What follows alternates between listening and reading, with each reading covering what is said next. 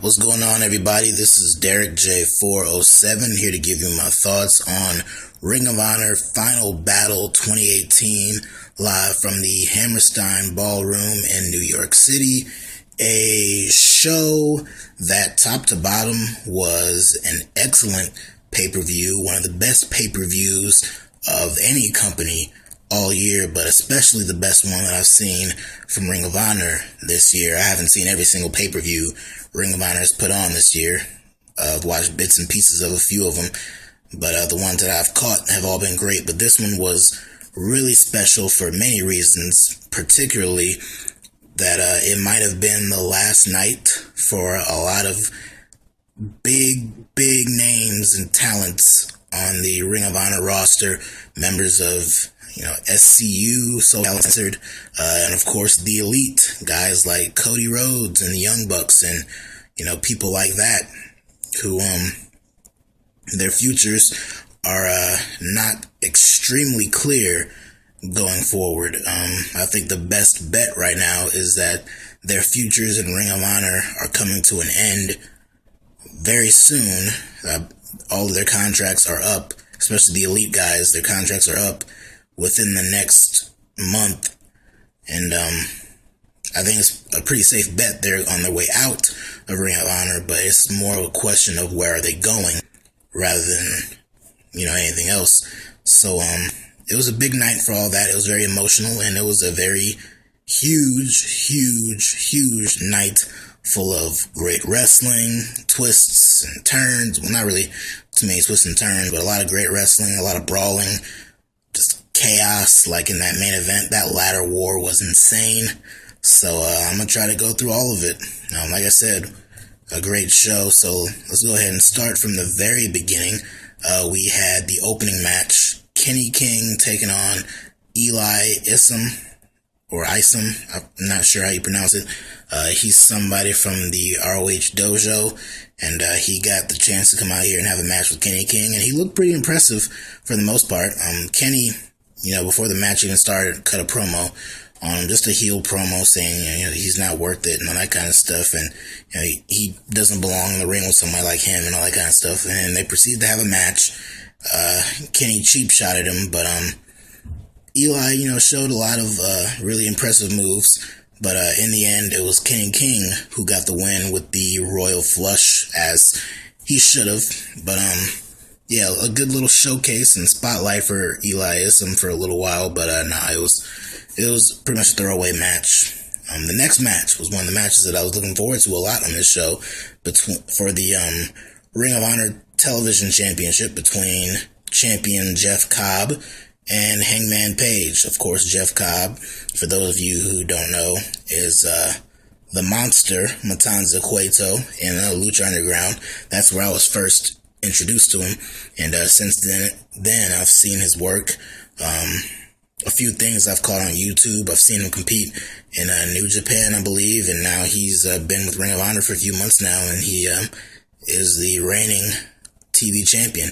And Hangman Page is really impressive to me, so I was really looking forward to seeing what these guys could do. And they had a great match. They were pretty evenly matched for basically the entire thing. There was a lot of high flying spots between the two of them. Both of them attempted shooting star presses and stuff like that. At one point, they were on the outside, and Page was up on the apron, and he was going for a shooting star press, but Cobb caught him midair and hit him with the belly-to-belly suplex. So that was really cool. Jeff Cobb is a strong motherfucker, and if you didn't know that, he proved it many times in this match. Like at one point, he held Page upside down in position for a vertical suplex off the top rope, but he held him up there, not completely one-handed, but he was, he had one hand free enough to do like little hand gestures and all that kind of stuff, and finally dropped him down, hit him with a suplex. So I thought that was really cool. At one point, I believe it was Cobb who hit a tombstone on Adam Page, but did it like it was a sitting tombstone, like Owen Hart did to Stone Cold at SummerSlam '97. So that was pretty scary, but it was only good for a 2 count. But eventually, Cobb hit, I guess it's called the Tour of the Islands. I guess is what the move is called. That reverse power slam. I call it the Wrath of the Gods because that's what it's called in Lucha Underground. So whatever it is, he hit that move and got the win over Hangman Page. So that was the first of a few losses for the Elite guys on this show. And yeah, another really good match. Up next, we had the Four Corners Elimination match for the Women of Honor World Championship. Sumi Sakai, she was the defending champion, been champion for 8 months going into this show, and defending it against Karen Q, Madison Rayne, and of course Kelly Klein. A really good match here. All the women got a chance to shine in the spotlight. Of course, wouldn't be one of these multi-person matches if we didn't get the Tower of Doom spot, which we did get. All of them landed. But this match was a showcase for one Kelly Klein. She's an up-and-comer in Ring of Honor as far as their Women of Honor division. And it looks like they're going all the way with her. She basically eliminated everyone in this match. She hit her K-Power move on Karen Q and got the first elimination on her. We saw some action going back and forth between Sumi and Madison Rayne, and Sumi hit her Smash Mouth finisher, but Kelly Klein came in and knocked Sumi away, and then she got the pin on Madison Rayne to eliminate her. So it came down to Sumi Sakai and Kelly Klein. They had a really good back and forth. They both hit their finishers on one another. Sumi hit the Smash Mouth on Kelly, which she kicked out of, and Kelly hit her K-Power move on Sumi, and she kicked out of that. But eventually it led to Kelly hoisting Sumi on her shoulders, going up to the top, and hitting her K-Power move off of the top rope, and got the 1-2-3 to win the Women of Honor Championship. Like I said, Sumi has held that title. She was the first champion, won that big tournament about 8 months ago, and now her title reign finally came to an end. You could probably tell it was going to come to an end pretty soon. I figured it would probably be Tenille Dashwood, the former Emma from WWE, who's a member of the Women of Honor division. I figured it'd be her, the one getting the rocket strapped to her back and eventually winning that championship from her. But, of course, she's been dealing with a skin illness, so I'm not sure what the timetable of her coming back is. So she's been out, so they had to find someone else to plug in that spot. And Kelly Klein, while not perfect, she is excellent in the ring, and I think she has enough personality and talent and connection with the fans to warrant this spot. So good for her. Of course, after the match, the two hugged and had a good show of respect between the two of them. So good stuff there. Up next, another match that I was really very much so looking forward to.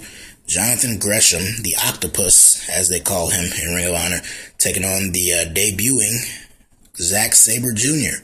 Of course, everyone knows who Zack Sabre Jr. is. Competes in New Japan. I think he's a member of Suzuki-gun, right? He's part of Minoru Suzuki's faction over there. And, of course, famous British wrestler. Great submission specialist, wrestling technician.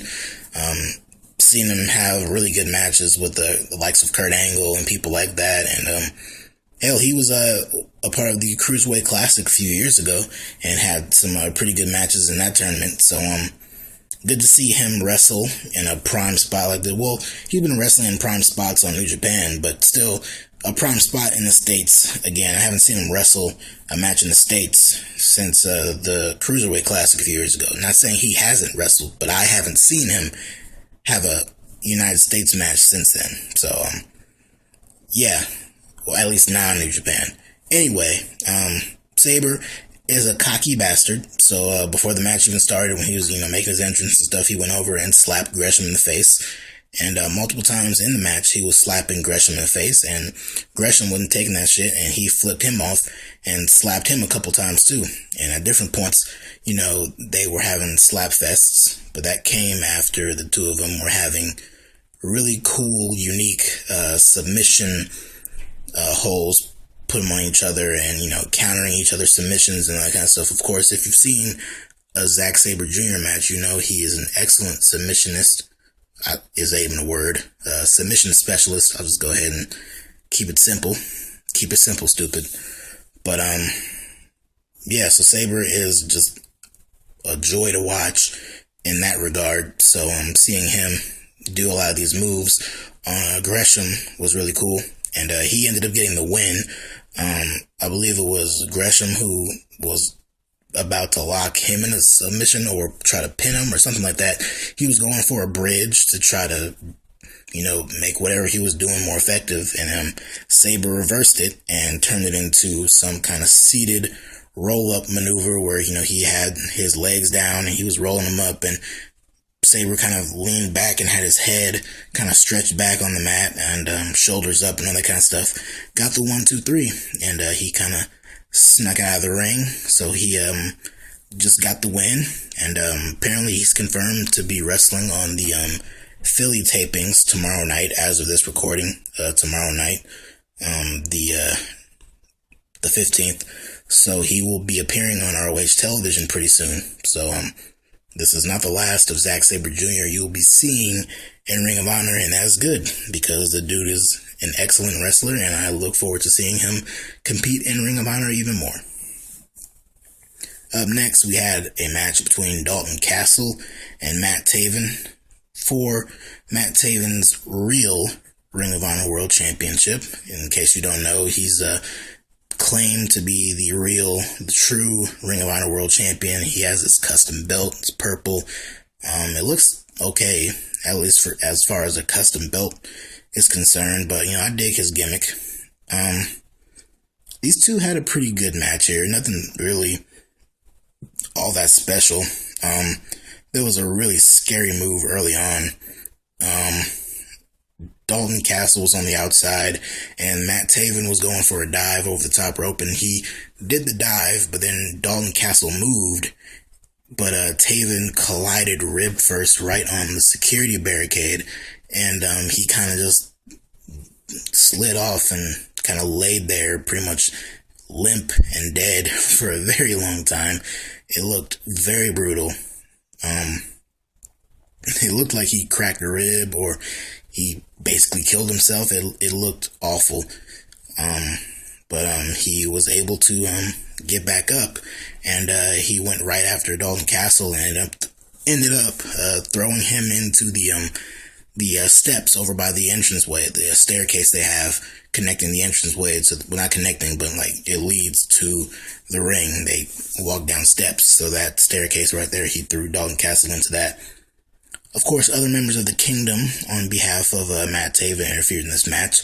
The one we could see up front was TK Orion, who was trying to interfere in the match, and of course, the boys, who come along with Dalton. They were disposing of him, and once they did that, we saw some red balloons fly from underneath the ring, which is a sign for Vinny Marsalia, who came from under the ring and attacked both of them and dragged both of the boys under the ring with him. Meanwhile, back in the ring, the referee was distracted by all this, so he had his back turned, and Matt Taven hit Dalton Castle with his championship belt. When the ref turned back around, it went for the 1, 2, 3, but it was only good for a 2 count because Castle kicked out of it. So the two are wrestling back and forth. They go to the outside, and it looks like Castle's about to hit his bangarang move because he does the whole swinging motion, but instead he swings Taven, but he swings him headfirst into the steel post, which looked pretty damn brutal.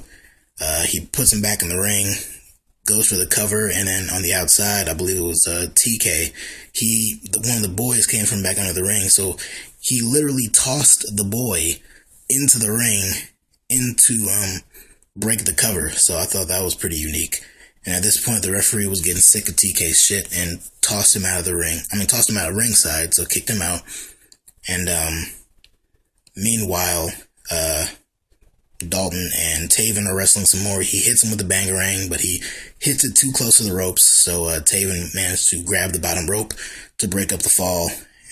And then Castle went for the bangarang again, but Taven slipped out of it, hit a brutal knee strike right to the face, hit his climax finisher, and got the win. So Matt Taven is still the real Ring of Honor World Champion. He retained his fake belt, and I fully expect him to be a real Ring of Honor World Champion at some point in 2019. I mean, this gimmick, you know, is gonna...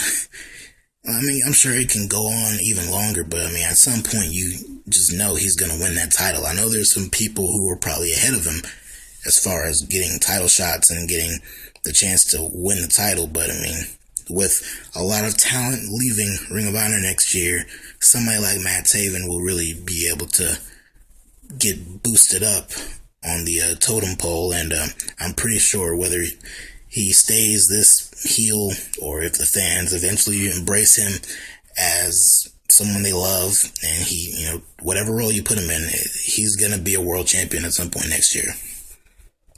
Then we get Christopher Daniels versus Marty Scurll. They've been playing up the storyline for months that Daniels is yet to re-sign a contract with Ring of Honor. He's been trying, and this was basically his last chance. He was competing for Marty Scurll's world championship opportunity that he won in the Survival of the Fittest tournament a few months ago. So Marty decided to put the championship title opportunity on the line against Daniels here in Daniels' last attempt at least having contract negotiations with Kerry Silken. The Ring of Honor, was he president or owner or whatever. So they had a pretty decent match, nothing overly special. Daniels was hitting, you know, some really cool moves, you know, like what the announcers called an Arabian moonsault onto Marty on the outside. He hit, I believe it was him who was the one who hit a burning hammer on Marty Scurll at one point in the match, but it was only good for a 2 count. I'm not gonna lie to you guys, long day today, so I was fading a little bit in and out of this match, but I was able to refocus and pay closer attention to it. And at one point, Marty did his finger snap move, you know, shushing the crowd and, you know, snapping Daniels' fingers and stuff. But eventually Daniels fought back, had Scurll down, and hit the went for the BME, the best moonsault ever, but Scurll blocked it with his knees and hit him with a lariat. Then Scurll just started stomping on him, just boots to the face and chest and all that kind of stuff, just stomping the hell out of him. Locked him in the cross-faced chicken wing, and Daniels had no choice but to tap out. So Marty Scurll keeps his title shot, and it appears that this is the end of Daniels in Ring of Honor. After the match, he was on his knees, he got up, the crowd was, you know, cheering for him, clapping, giving him a standing ovation, saying, "Thank you, Daniels." When out of nowhere, like I had a feeling would happen, Bully Ray comes out of nowhere and gives Daniels a low blow from behind as Daniels was standing on the, was standing in the corner, you know, had his back turned and was, you know, soaking in the applause and all that kind of stuff from the crowd, and he got low blowed. To which Bully Ray got on the microphone and called out Flip Gordon to start the next match, and we got the next match, which was Flip Gordon and Bully Ray in an I Quit match. What I, and I'm sure many other people, were hoping would be the blow off to their feud, and judging by how this match went down and all the different faces who were in it and got involved and everything that happened, you have to think this is the end of the feud. Like, you just have to think that. So Flip Gordon comes out through the crowd wearing a flap jacket and all that kind of stuff. His girlfriend was sitting in the front row. The commentators pointed that out, which you knew that meant trouble for her. The match was all over the place. Like I said, littered with so much interference and a lot of crazy stuff. Bully was being a bully to not only Flip beating his ass down, but also some of the people at ringside. Kerry Silkin, like I mentioned earlier, he was sitting out there and Bully was yelling at him, getting in his face, when Bobby Cruz, the ring announcer, he stood up and he was trying to back Bully off, but he got shoved back. The referee, same thing happened to him. Then he turned his attention back over to Kerry Silkin when Daniels came out and tried to fight off Bully to help Kerry there, but he ended up getting beat down with a kendo stick. At this point, Flip, they showed him and he was busted wide open on the forehead, which looked brutal. That girlfriend I mentioned, she eventually came into play. Bully went over, pulled her out of the front row, and threatened to powerbomb her through a table that I believe it was him who set up a little earlier. He threatened to powerbomb her through that table. Flip was on the other side of the table because I think Bully had tossed him, and instead of going through the table, Flip kind of overshot it and went over the table. So he's on one side, Bully's on the other. He's threatening to powerbomb her. He has her in position to powerbomb her, and he's basically threatening Flip, saying, "You need to quit or else I'm going to powerbomb her through this table." So we don't know where this is going, and then all of a sudden Kerry Silkin comes back over and hits Bully in the back with a kendo stick. And then the girlfriend, while Bully is paying attention to Kerry Silkin, the girlfriend gives Bully a low blow. She and Flip kiss each other for a little bit, and then Flip gets his American flag that he came out with in his entrance, which it turned out to be a kendo stick. So he went up to the top rope back in the ring and came diving off with the kendo stick right to the top of Bully's head, and he put him in a crossface with the stick. But then Silas Young, who has been an ally of Bully Ray in this feud, came out there, hit him with his misery finishing move, that basically that cutter TKO kind of move. Cheeseburger tried to help. He got laid out too. And then eventually Colt Cabana, who was over by the announce table, he was calling the match. He came over and tried to interfere. He had a chair, using it on both guys, but eventually he got low blowed. So when it looked like Flip was about to get put through a table that Silas and Bully was dousing in lighter fluid, the lights ended up going out, and when they came back on, it was the Sandman. The Sandman who entered this feud a few months ago, losing to Silas Young and causing Flip to get 10 lashes with a kendo stick, a very brutal moment on Ring of Honor television, and very reminiscent of something they did in ECW with Tommy Dreamer. So he entered this feud quite a while ago, so it made sense for him to be out here. Didn't exactly love it, but I can't really say I've loved this feud. So he was there, he had the kendo stick and used it against Silas and Bully, and then eventually Flip got 2 kendo sticks and started to beat Bully over and over again with it, until the referee asked him once and for all if he quit, to which Bully said yes, and then Flip won the match. Match over. He wins, shares a beer with the Sandman, and hopefully this feud is finally over. I love and respect the hell out of Bully Ray. Bubba, one half of my all-time favorite tag team with Team 3D, him and Devon. I love Bully as a heel. He's incredible at his role, but this feud in particular has just gone on too damn long. I don't watch Ring of Honor religiously, but I just know that this feud has gone on much longer than it should have. And I'm just kind of ready for it to be over, and I just hope that this was the end of their feud. It would seem like the perfect blow-off to me, an I Quit match. Flip made Bully say I quit. A lot of the people who he's bullied in recent months have gotten their revenge on him, like Kerry Silkin and Colt Cabana and people like that. Sandman, who came out to help, and Flip was the one who won the match. So you would think this would be the end of the feud, and I sure as hell hope it is. Then we had the Ring of Honor World Championship match. Jay Lethal taking on Kody. Of course, we all know the rumors that Kody, like I mentioned earlier with a lot of the Elite guys, he's pretty much on his way out, and this is his last match in Ring of Honor, and he threatened, just like CM Punk and a bunch of other people before him, he threatened to be taking the World Championship with him on his way out of the company, and Jay Lethal was doing everything he could to keep that from happening. This, of course, is a rematch from 2 years earlier at a Final Battle when Kody first made his debut, gave Jay Lethal a low blow, and cheated to win the match. So we have their third match, because they had a bull rope match a few months afterwards, and Jay won that one. Kody cut a heel promo on the crowd saying, you guys love me, but I don't really care about you. I'm not going to be at the MSG show in a few months. Excuse me.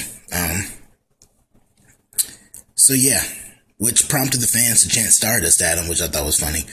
So, going into this match, Kody has a knee injury. I think it's his ACL, so that kind of was slowing him down at first. At least that's how they were positioning the match. But eventually Kody, got involved and was doing his heelish stuff, fucking with the crowd, people in the front row, and stuff like that. But of course, Jay was shown some kind of underhanded tactics at certain points. He targeted Cody's knee, hit him with a chop block, and was going after his knee a little bit. But Kody was the better heel between the two of them. He used his wife at certain points. The ref was almost super kicked, and then he just kind of had his back turned, and Jay Lethal ended up getting hit with a spear from Brandy Rhodes, and Kody hit him with crossroads, got a very close near fall. A little later on, Jay had Kody in a position where he was about to hit him with a Goldust Soul move, the Shattered Dreams. Got him propped up in the corner, legs split open, and going for the kick right to the balls, as Daniel Bryan would say he did to AJ Styles. But yeah, so he was going for it, but the referee interfered and stopped him from doing it, and then he got kind of moved out of the way, and Brandy was going for the spear again, but this time Jay moved out of the way, and she ended up spearing Kody, and that looked pretty bad. Then Brandy was still in the ring, and Jay was about to hit the lethal injection on Kody, but then Kody kind of moved out of the way, and basically had Brandy in position to get hit with the move. And then kind of like a hush came over the crowd real quick, but then Kody came back in and hit Lethal with the crossroads again, but once again only good for a 2 count. Kody put Lethal in the figure 4, and then out of nowhere we hear the bell ring, and I'm thinking, oh god, are they doing a screw job finish here? What the hell's going on? And it turned out to be Hangman Page, who came out there and started ringing the bell and was handing the championship over to Kody, and then he got kicked out, and the referee was telling Kody, you didn't win, and this isn't yours, and all that kind of stuff. So I guess that was just more distractions from Kody. I guess I'm not sure what that was, but then Jay ended up hitting a crossroads on Kody, but again only good for a 2 count. He tried to go for the Macho Man elbow drop, but Kody blocked it. The two fight some more. They ended up going, or at least Kody ended up on the outside, and Jay started hitting him with a bunch of dives. He hit him with like 6 total, and then he was going for the 7th one, and then when he, did the Irish whip, and then he hit the ropes and was going to go for the dive again, Kody got back in the ring and spit in his face with some beer that he got from the front row in the crowd. Then the two of them just started trading blows back and forth, and one of them accidentally knocked the referee down momentarily, and this time Jay Lethal was the one who took advantage of it. He got the ROH World Title belt and hit Kody in the back of his injured leg with it. And then, much like what happened either at the end of or right after their first match back at Final Battle 2 years ago, Jay bends down, flips off Kody, and then starts giving a bunch of kicks, a bunch of super kicks and that kind of stuff, hits him with the lethal injection, and then instead of covering him, he goes for more kicks. He goes for the lethal injection again. This time Kody catches him, but then Jay reverses it and turns it into the figure four, keeps it locked in for a little while, and then eventually Kody tapped out to it. So Kody taps clean, and after the match, he was kind of getting up, and Jay kind of just grabbed his arm and shook it, like basically like yeah, respect or whatever, and I get the hell out of my company, kind of thing. So this is presumably Cody's last match, so he left. On his way out, Marty Scurll, who of course won his match against Daniels a little earlier, he came out, got in Jay's face, and then as Kody was leaving, he passed by current NWA World Champion Nick Aldis with Camille and right by him, and he kind of stared down Jay Lethal in the corner, not the corner, but the entranceway. So I guess this is teasing a potential Jay Lethal Nick Aldis match in the future, which could be interesting to see if they go down that road. But yeah, the match, I didn't know how much Cody's knee injury would play a factor into things, but overall pretty good. And then the main event, ladder war for the ROH World Tag Team titles.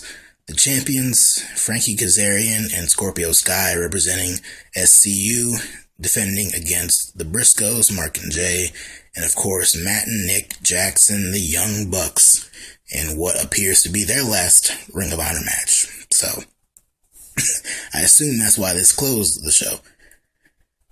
So much shit happened in this match, man. I can't even go through all of it. Just, there was so much shit. There was a lot of blood.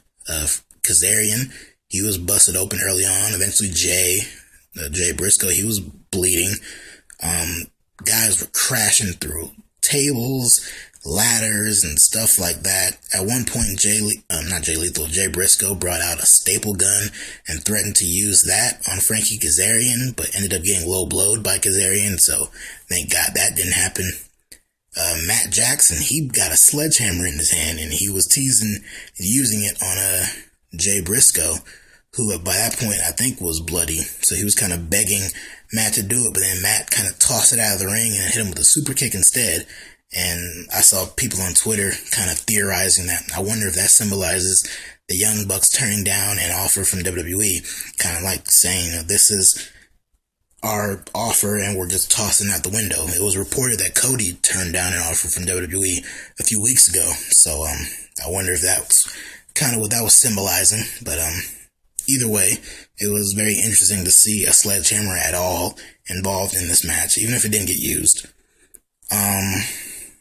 Like I said, guys were just getting killed in this match. It was like not just going through tables or landing very hard on the floor and the ring and all that kind of stuff. It just, everything in this match looked brutal. At one point, the Young Bucks were going for their Meltzer driver, and when I believe it was Matt, who is the one who comes off the ropes, he went for it, and while in midair, Mark, who was on a ladder, Mark Briscoe, he hit Matt with a cutter in midair, and then Jay hit the J Driller on Nick Jackson. Frankie Kazarian, he hit a Styles Clash on Jay Briscoe on a chair at one point, and then bodies just started falling down. Scorpio Sky got taken out. Nick Jackson, he got knocked off of a ladder, and he ended up crashing through a table from inside the ring to all the way to the outside. Matt was disposed of too, and it came down basically to Frankie Kazarian and Jay Briscoe on the ladder. Kazarian was climbing up, but Mark, who was still on the ground, threw a chair at Kazarian's back, and he fell backwards through a table, was down, and Jay